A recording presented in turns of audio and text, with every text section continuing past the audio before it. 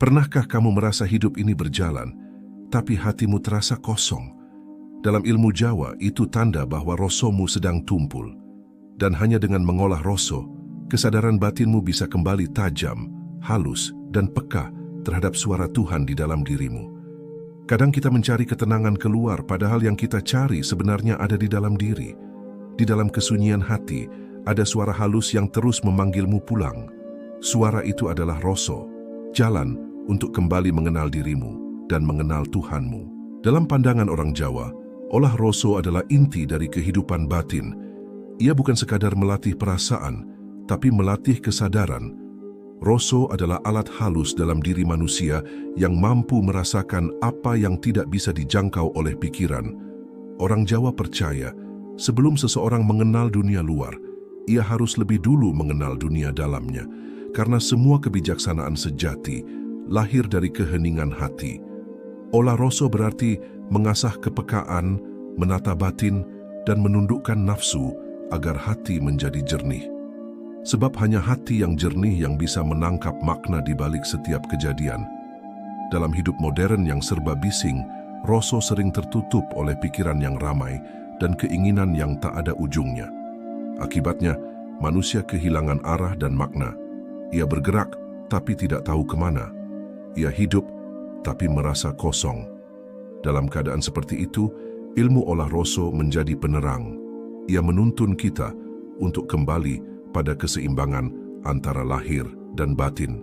Orang Jawa tidak memisahkan antara tubuh, pikiran, dan rasa. Semua harus harmoni. Itulah sebabnya mereka menekankan pentingnya diam, menepi, dan merenung. Dalam diam, seseorang bisa mendengar suara hatinya sendiri. Dalam menepi, seseorang bisa melihat dirinya dengan jujur. Dan dalam merenung, seseorang bisa menemukan arah hidup yang sejati. Roso bukanlah sesuatu yang bisa diajarkan dengan kata-kata. Ia harus dialami. Ia lahir dari kepekaan, dari pengalaman, dari ketulusan. Maka orang yang rosonya tajam akan mampu merasakan getar kehidupan dengan lembut. Ia tidak cepat bereaksi, tapi lebih banyak memahami. Ia tidak terburu menilai, tapi lebih suka mendengarkan. Karena bagi orang yang halus rosonya, dunia ini berbicara tanpa suara. Angin, air, bahkan kesedihan pun mengandung pesan. Semua menjadi guru, semua mengajarkan sesuatu. Inilah makna sejati dari olah roso. Belajar membaca kehidupan dengan mata hati. Siapa yang mampu menata rosonya, maka tindak tanduknya akan selalu selaras dengan kebaikan. Ia akan berhati lembut tapi tegas, tenang tapi kuat. Dan dari sanalah muncul kebijaksanaan yang sejati. Kebijaksanaan yang tidak hanya diketahui, tapi dirasakan dan dihidupi. Hati manusia ibarat cermin. Ketika ia tertutup debu keinginan, amarah, dan kecemasan, maka cahaya kebenaran tak lagi bisa terpantul di dalamnya. Dalam ajaran Jawa, membersihkan hati adalah langkah pertama sebelum menajamkan roso. Sebab roso yang kotor tak akan bisa menangkap isyarat halus dari Gusti Allah. Orang yang hatinya penuh amarah, pikirannya akan gaduh. Ia sulit mendengar suara batinnya sendiri. Karena itu, orang Jawa dahulu belajar menundukkan diri lewat laku tirakat, tapa brata, dan banyak diam. Diam bukan berarti pasif, tapi cara untuk mendengar suara yang paling dalam. Dalam diam, pikiran yang kacau perlahan tenang. Dalam tenang, roso mulai bekerja. Saat hati sudah jernih, dunia luar pun terasa lebih damai. Bahkan hal-hal kecil bisa membawa makna besar, tapi bila hati kotor, semua yang indah terasa hambar. Maka, kebersihan hati bukan sekadar soal moral, tapi soal kejernihan batin. Orang Jawa menyebutnya bening tanpa godha, artinya hati yang jernih tanpa gangguan nafsu. Untuk mencapai itu, seseorang harus belajar menerima kehidupan apa adanya, tidak menolak ujian, tidak terlalu gembira atas keberuntungan, tidak iri pada nasib orang lain.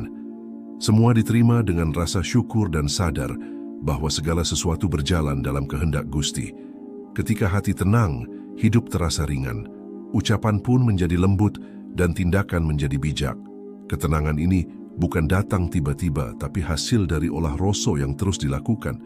Kadang dengan zikir, kadang dengan kesunyian, kadang dengan menyepi di alam. Di sanalah hati dibersihkan dari kotoran duniawi. Orang Jawa percaya hati yang bersih akan memancarkan cahaya, dan cahaya itu bisa dirasakan oleh siapapun yang dekat dengannya. Ia menenangkan tanpa banyak bicara, ia menuntun tanpa memaksa. Inilah kekuatan Roso yang jernih. Ia tak perlu berdebat, tak perlu membuktikan diri, karena kebenaran sejati sudah berbicara lewat ketenangan. Saat batin bersih, setiap kejadian terasa sebagai pelajaran, bukan beban. Dan setiap perjumpaan menjadi jalan untuk lebih mengenal diri dan Gusti Allah. Maka tugas manusia hanyalah menjaga hati agar selalu jernih, sebab disitulah rumah bagi Roso yang sejati. Kesadaran batin lahir dari kehalusan Roso. Semakin halus Roso seseorang, semakin tajam pula kesadarannya terhadap kehidupan. Ia tidak lagi melihat hanya dengan mata, tapi juga dengan hati. Ia bisa merasakan getaran halus di balik peristiwa yang tampak biasa. Orang yang rosonya hidup akan memahami bahwa setiap kejadian membawa pesan, setiap manusia yang datang membawa pelajaran. Kesadaran seperti ini tidak muncul dari banyaknya ilmu, tapi dari kejernihan hati. Ilmu bisa menambah pengetahuan, tapi hanya Roso yang bisa menuntun menuju kebijaksanaan. Ketika batin mulai peka, seseorang dapat merasakan kehadiran Tuhan dalam setiap nafas. Ia tidak lagi memisahkan antara dunia lahir dan dunia batin, karena keduanya adalah satu kesatuan yang saling mengisi. Orang Jawa menyebutnya manunggaling kawula Gusti, bersatunya kesadaran manusia dengan kesadaran ilahi. Dalam keadaan ini, seseorang hidup dalam keheningan yang hidup. Ia tetap bekerja, tetap bergaul, tetapi di dalam dirinya ada ketenangan yang tak tergoyahkan. Ia melihat orang marah, tapi tidak ikut marah. Ia menghadapi masalah, tapi tidak kehilangan arah. Karena batinnya sudah mengenal sumber kekuatan sejati, yaitu Gusti Allah sendiri. Kesadaran batin membuat manusia berjalan dengan hati-hati. Ia tahu bahwa setiap langkah meninggalkan jejak, setiap ucapan membawa akibat, dan setiap niat menciptakan arah hidup. Maka, orang yang sadar batinnya akan berbuat dengan penuh pertimbangan dan kasih. Ia tidak ingin melukai siapapun, karena ia tahu luka orang lain akan berbalik menjadi luka bagi dirinya juga.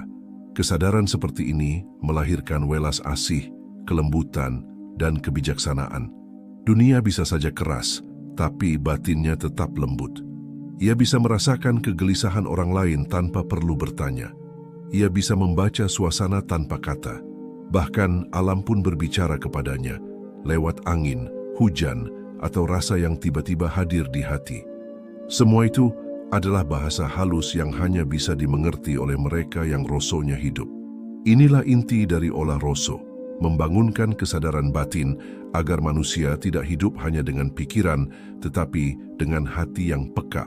Dan bila kesadaran itu telah tumbuh, hidup tak lagi terasa berat karena setiap detik menjadi pertemuan dengan kasih Tuhan. Jalan untuk menajamkan roso bukanlah jalan yang ramai, melainkan jalan sunyi. Ia tidak bisa dicapai lewat banyak bicara, tapi lewat keheningan dan ketulusan. Orang Jawa dahulu memahami bahwa kehalusan batin hanya bisa lahir dari kesunyian hati, maka mereka menepi, menyepi, dan menyelam ke dalam diri. Dalam kesunyian itu manusia belajar mengenali dirinya sendiri. Ia menyaksikan segala gerak pikiran, nafsu, dan rasa yang muncul tanpa terburu menolak atau memeluknya. Dari situlah kesadaran mulai tumbuh. Tidak ada yang lebih berat daripada menaklukkan diri sendiri. Nafsu ingin diakui, ingin dipuji, ingin dianggap benar. Semua itu adalah kabut yang menutupi cahaya roso. Maka, jalan sunyi ini menuntut keberanian untuk melepaskan segala yang tidak perlu. Melepaskan keinginan untuk menang, melepaskan ambisi untuk menonjol, bahkan melepaskan keinginan untuk terlihat suci. Karena selama masih ada pamrih, roso tidak akan tajam. Orang yang sedang olah roso harus siap menghadapi kesepian. Tidak semua orang akan mengerti perubahan batinnya. Ia mungkin dijauhi, dianggap aneh, bahkan diabaikan. Namun justru disitulah roso ditempa. Dalam sepi ia menemukan kedekatan dengan Gusti Allah. Dalam diam ia mulai mendengar suara ilahi yang lembut. Suara itu tidak datang dari luar, tapi dari kedalaman jiwanya sendiri.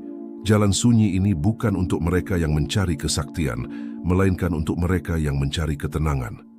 Kesaktian bisa membuat manusia sombong, tetapi ketenangan membuatnya merunduk di hadapan Tuhan. Orang yang benar-benar halus rosonya tidak suka menonjolkan diri, karena ia tahu bahwa semua berasal dari Gusti Allah dan akan kembali kepadanya. Ia hidup sederhana, tapi pikirannya luas. Ia berbicara sedikit, tapi setiap kata mengandung makna. Ia tidak haus penghormatan, karena dalam kesadarannya ia sudah menyatu dengan sumber segala kemuliaan. Jalan sunyi ini kadang terasa panjang, kadang membuat ragu, tetapi setiap langkahnya mendekatkan pada kedamaian sejati. Dan bila seseorang telah menempuhnya dengan ikhlas, ia akan sampai pada ketenangan yang tidak bisa diganggu oleh apapun. Inilah puncak Oloroso, ketika manusia tidak lagi mencari apapun selain ketulusan untuk hidup sesuai kehendak Gusti Allah. Pada akhirnya, Oloroso mengajarkan manusia untuk kembali pulang kepada dirinya sendiri. Bukan kepada yang tampak, tetapi kepada yang sejati. Sebab dalam diri setiap manusia ada percikan cahaya ilahi yang selalu menuntun menuju kebenaran. Namun cahaya itu sering tertutup oleh debu kesibukan dunia, oleh ambisi, oleh ketakutan, dan oleh keinginan yang tak pernah selesai. Maka jalan Oloroso adalah jalan membersihkan diri dari segala yang menutupi cahaya itu. Ia mengajarkan kita untuk hidup dengan kesadaran, bukan sekadar rutinitas. Untuk mendengarkan dengan hati, bukan hanya dengan telinga. Untuk memandang dengan cinta, bukan dengan penilaian. Orang yang sudah mengenal Rosonya tidak lagi sibuk mencari kebahagiaan di luar dirinya. Ia tahu bahwa kebahagiaan sejati ada di dalam ketenangan batin yang berserah. Ia menerima segala hal dengan lapang, karena hatinya telah mengerti bahwa semua terjadi atas kehendak Gusti. Ia tidak lagi melawan arus kehidupan, melainkan mengikuti iramanya dengan pasrah dan sadar. Dalam kepasrahan itu, ia justru menemukan kekuatan. Dalam keikhlasan, ia menemukan kedamaian. Orang seperti ini berjalan di dunia dengan langkah ringan. Wajahnya teduh, ucapannya menyejukkan, dan kehadirannya membawa rasa tentram bagi orang lain. Ia menjadi cermin dari keseimbangan antara lahir dan batin. Setiap tindakannya terarah, setiap keputusannya berakar dari kebeningan hati. Ia tak butuh pengakuan, karena sudah cukup baginya bahwa Gusti Allah melihat dan tahu isi hatinya. Hidupnya menjadi doa yang terus mengalir, bukan hanya dalam kata, tapi dalam laku dan sikap. Inilah buah dari Oloroso, kesadaran yang tenang, hati yang jernih, dan jiwa yang menyatu dengan kehendak Tuhan. Maka jika hari ini hidup terasa berat, berhentilah sejenak dan dengarkan Rosomu. Di balik segala hiruk-pikuk dunia, ada ruang sunyi di dalam dirimu yang selalu tenang. Di sanalah Gusti Allah menunggu, memanggilmu untuk kembali. Ketika engkau sudah mampu mendengar panggilan itu, maka engkau telah menemukan rumahmu yang sejati, rumah ketenangan, rumah kesadaran, rumah cinta yang tak berujung.